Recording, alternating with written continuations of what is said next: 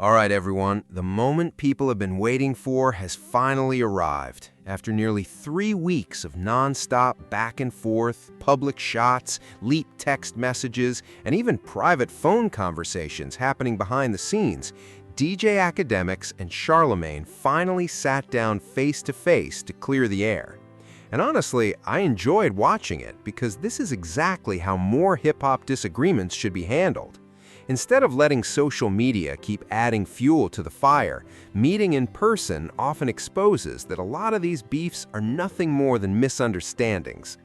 If you haven't seen the complete interview yet, you can check it out on both Akademiks' YouTube channel and Charlamagne's page, because it's definitely worth the watch.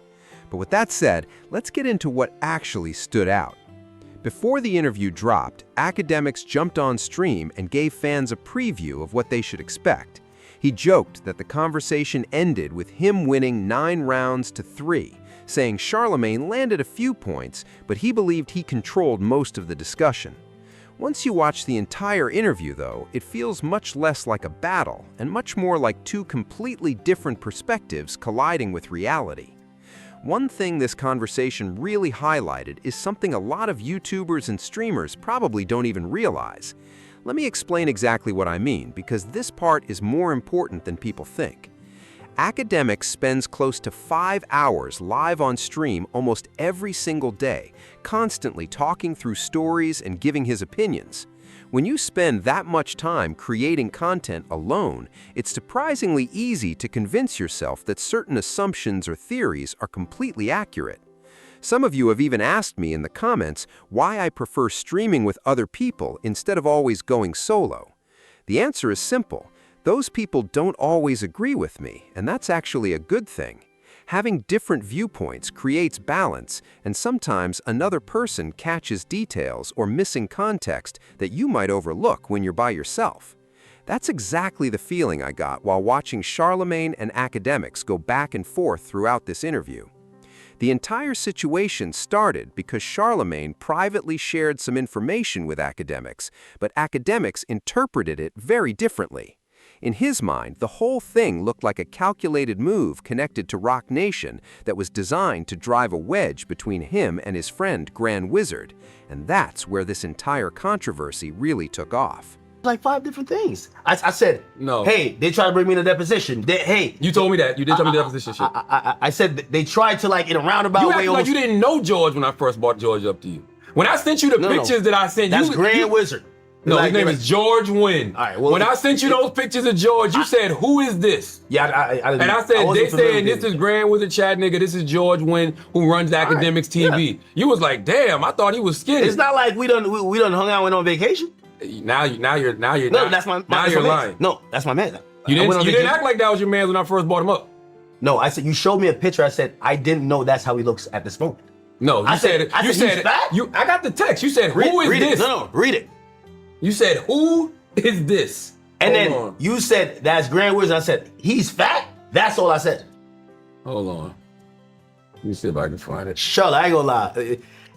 What I realized is that Roc Nation got to get a little bit better with the narratives, because I don't know even the divide and conquer shit. I don't know. But that's my point. There is none. I don't feel like looking for them texts. That shit is really pointless. This isn't about Roc Nation, and I wish you would stop saying that, because let's talk about us. If I'm telling you that I know where it's coming from, cool. You're playing defense by saying it's not coming there. If Roc Nation is coming at you, I don't have nothing to do with that. Okay, and that's when I ask you respectfully to step to the side that we can focus on Desiree and Jay-Z. I'm not going to do that. Because now when Grant hit me, I'll be like, of course take the gloves off with them two. No. Like, we don't want to get at Charlamagne. No, Charlamagne. But get him out of here. But why did the gloves come off for me to begin with? Charlotte, because in the way of how you deliver the information, you want to frame it like it was a heads up. It was more of a, the way to neutralize these guys is to get Ak away from them by saying, that's what a guilty person would think. You're still missing my point. And I don't want you to miss my point. I don't want nobody to miss my point. I called you, gave you some private information. Regardless, I don't think that was in good faith. Because the way I call you differently. You call me the same exact way. Nigga, I call you, I read the email, I sent you the email. Yo, this is who's trying to do it to you, bro. Look out. No, you didn't. You called me and you said, hey, this is the person, boom. But you knew who the person was, so that's different. If I knew who the person was, I would tell you. That time when I told you, I didn't know who the person was. When I said their name, you knew who the person was. And then When you explained it, I don't remember that. I understood. I said, "Oh, I seen the relation there." Okay, but I said, "You do it. You do what you got to do." Yeah. But that shit got no. It has no place on my platforms. I got nothing to talk about with it. I gave you every info I could have. And I gave you everything I had. And guess what, Ak? I could have got more if you didn't sick your dog on me. If you didn't sick your motherfucking Sean, Australian dog on me, I probably could have got you. No, it's not. This is manipulation. No, it's you're not. doing right. I'm not. And I want us. This is what I really want us to stop doing. Because No, listen. In accordance with the sit down, all right, if you really were like, you would have still had the conversation with Desiree then and be like, hey, listen, you know, there's a lot of other people because I think you're getting caught in a crossfire when you're Desiree's Australian lap dog. I would have told Desiree the same thing I tell everybody about. So you would have still had that conversation. You still never did. Listen, I would have told him the same thing. I would have told her the same thing I always tell everybody when it comes to you. I think you should sit down and have a conversation with academics.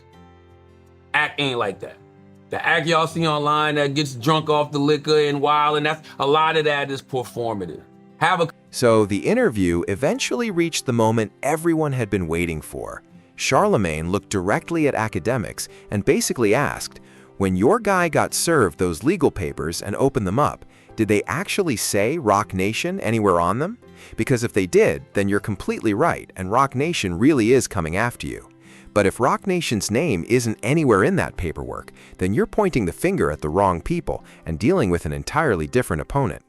And that's when all eyes shifted to Akademiks to hear exactly how he would respond. His face out there and address. Also, the pictures that Roc Nation's people took got his whole like you literally see his house. Let me ask you a question. When Grand Wizard gets served, because that's the other thing I'll be wondering. When he gets served, who are the lawsuits coming from? Because when y'all are pointing fingers at all of these different people, those names on those lawsuits should be the people y'all pointing at. Are those people from Roc Nation? Yeah, but it don't work like that. So, what you mean? Like, this who are the lawsuits from? Is what I'm saying. Okay, no. I hear the question. So, you're gonna have to remember, this is also casino adjacent, right? I'm telling you, every casino or some type of, it could be, if we're talking about call sheet, we're talking about poly market. If we're talking about, those are betting prediction market. If we're talking about prize picks, we're talking underdog fantasy. Those are fantasy sports. They're all doing the same thing. Like I had to deal with prize picks and underdog. Spotify got me to deal with underdog. They literally tell you we're skirting, well, they don't say they're skirting around real laws, but they're like, when you are doing your promo, mention it this way, because this is how we avoid the law. This is entire how casinos, prediction markets all happen. That's cool, but who are the lawsuits coming from? Okay, so I'm telling you. Those are your ops. No, I'm gonna tell you. But that's why I say Roc Nation is involved. Because... So Roc Nation's suing y'all. That's who the lawsuits are coming from. It's not, their name is not gonna be on the lawsuit. Why not? So for example, all right, I'll give you an example. Oh, so you think they're funding people to sue y'all? Yeah, that's of course. How can you prove that?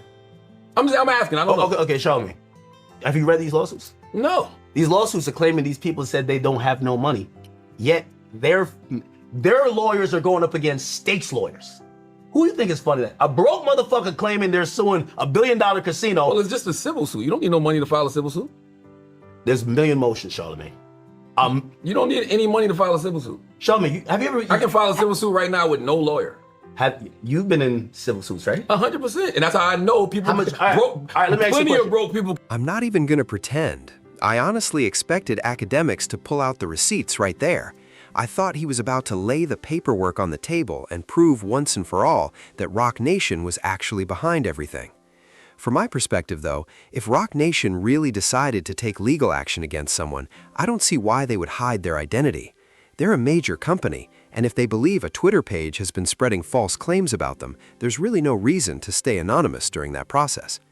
The conversation then shifted when Charlamagne finally spoke openly about his relationship with Roc Nation, especially regarding his involvement with the casino partnership. If I had to keep score at that point in the interview, I'd say Akademiks made the stronger argument and earned that round. You said you think I work for Roc Nation, right? You're about to do the word, the kind of like... Well, affiliation or whatever. You got affiliation with them. They're my peoples. That's a fact. I've always said... You have a badge. By the way, you know that... I'm wearing this. This is going right back to right now.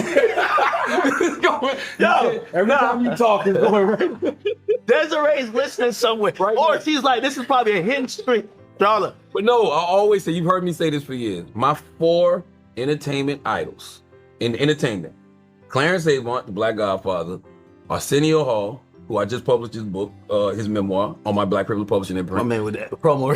Charlotte. Petey Green, Okay. legendary radio personality, and Jay-Z. That's no secret. I've always said that my whole career.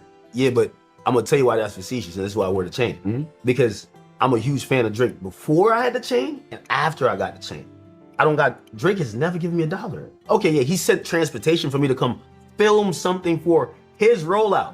He's never gifted me like, yo, here's some money. Let me put you on paper. No, hold on. Neither. But no, that's very different. I have zero business interest. Like Drake's not hitting me like, let's go half in on this business venture. You're. But if he did, you would. Why wouldn't you? If he called you right now, like him and I just saw him and who's Aiden just did. What they got together? It's something. Or he just invested in one of Aiden's companies. Yeah, probably. Yeah, if he did that, if he called you and did that, you would. Why wouldn't you? But I would say it. Who said I didn't say it? You said. You never said it. Yo, Charlotte. you said verbatim. You're doing a sleight of hand here. Everybody knows. You said verbatim. You said Wayno exposed something. No, Wayno was correcting you. Because you said out of your own mouth, I saw Charlamagne advocating for Jay-Z's casino. He was still wrong. How was he wrong? He said Charlamagne wasn't there on behalf of Jay-Z. Charlamagne was there on behalf of himself because he has some financial stake in the casino. Here's the thing. Bro, we looked at the what was submitted to New York State. You're not listed as some like single sole entity that is an independent person. You're listed under Roc Nation. Because so you're there. So what he's saying is wrong.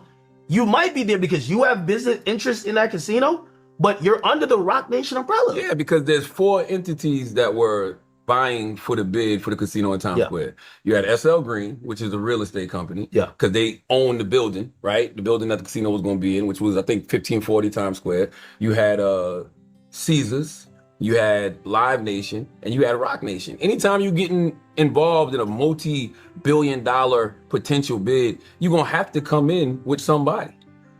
But Like, that's just a fact. Even when I saw you reading the names, I'm like, you think everybody that's under that Caesars thing works for Caesars? You think everybody under SL Green works for SL Green? No. But you can look under the Roc Nation thing and see that everybody that's under Roc Nation don't work for Roc Nation. yeah, but they have that affiliation. There's nothing wrong with.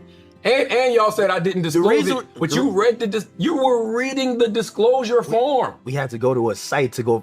Charlotte, It's public record. Pull like this. I was at town hall meetings advocating for this casino. I'm in the middle of You man. advocated, but you never said, I'm doing this because I'm business-wise aligned for this casino. And also, you know why it's a got you too?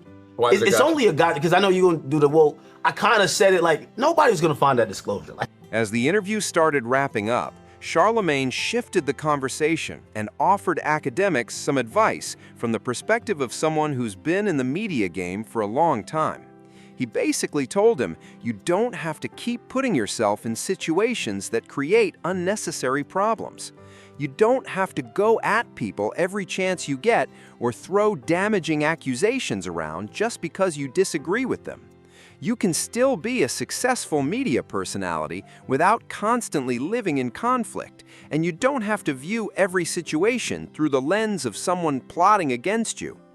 He also pointed to the Roc Nation situation, suggesting that constantly believing every move is a personal attack can lead to unnecessary paranoia, and that was one of the biggest takeaways from the entire conversation.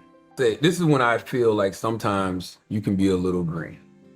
And this is how sometimes I feel like either Act doesn't truly know the severity of the things that he's saying, or maybe he just don't give a fuck and he's just a wild motherfucker. There's no reason for you to be at that concert, and I'm gonna tell you why. What happened at that concert? nothing. What happened at the concert, Act? What happened at the concert? You tell me. They came to find you. Yeah. You're thinking just because, no, Hold on. let me finish. And hold on, and you're acting like I wasn't prepared for it. Sure, but you're thinking that just because I don't give a fuck what they was gonna do. you should, because everybody not gonna come in peace. Why get you or your team or your security, whoever, why get them in a situation just because? You can't walk around like nothing is gonna happen. It's the same thing with the Lil Baby situation. Lil Baby has one phone call with you, makes you think everything good, and then one of his mans try you. That could have been a gunshot, bro. That's the type of shit I be thinking about. Charlamagne, as you as when I call you, I want you to think about times I've called you and what I always say to you, Act, don't make the same mistakes I made, bro. Charlotte. Have I not told you that? I agree. But one thing I'll say is that what I've learned about hip hop, and I don't even have a problem like admitting that those situations happen. I live my life as how this culture and my job, like it's gonna be how it's gonna be, honestly. It don't have to be. I'm not saying I move dumb. I definitely don't move dumb. Yeah, I think a lot. I don't move dumb. But the idea, even not moving dumb, there's no need to antagonize situations. No need to kick hornets' nest when you don't have to. No, I'm have your opinion. You can have your opinion. I'm definitely gonna move the way I like. No, you should always move militant. I'm gonna stand on. I'm gonna stand on that opinion. Like I don't care if you getting mad and if you see me, there's gonna be a problem. It's a difference between an opinion and slander, though. It's a difference. Having an opinion about somebody's music, even having an opinion about somebody's wardrobe, having an opinion about somebody's personality, that's one thing. Let me tell you this, because you could be given an opinion, and if someone looks at you and in their mind they're like, in reality, I feel like just because you don't like, that happens a lot, where people like, because you don't like me, it's like Kai Cenat and Lil TJ. Lil TJ saying, because you don't like me, there's so many other people that won't like me. So people sometimes want to force your hand to like them. Yeah, but I saw you say, I saw you on a screen say, I will choke the shit out of Lil Baby. I would. All right, so people around Lil Baby that like him are going to feel a way about that and want to do some wild shit. Yeah, that's my point is, why provoke things like that? That's totally different than Lil Baby's music is whack. Two things can be true. That's completely different, and that's what I've always tried to get you to avoid. I picked up the phone. I remember one time picking up the phone and saying, Act, yo, you go too hard on women, yo. And I literally said, don't make the same mistakes that I made. That's what I said to you. And that wasn't, you did mention that, but that wasn't why. If you haven't watched the complete interview yet, I definitely recommend checking it out because I thought it was a solid conversation from start to finish. Personally, I enjoyed it, and hopefully you did too, because this is the kind of discussion the media space needs more often. Every disagreement doesn't have to turn into an all-out war. Every situation doesn't need someone crashing out for the internet to enjoy. Constant disrespect shouldn't be the default response either. Not every moment has to be turned into content just because cameras are rolling. And just because something happens behind the scenes doesn't mean it belongs in the public eye. Once private issues become public, they usually take on a life of their own and quickly become impossible to control. Then, imagine being Akademiks and having to tell WAC 100, the beef is over now, stop sending me information about Charlamagne and quit calling me at 4 in the morning to talk about him because we've already worked things out. That's got to be one of the most awkward conversations you could possibly have after everything that's happened. Now, I want to hear from you. Drop your thoughts in the comments and let me know who you think made the stronger points during the interview.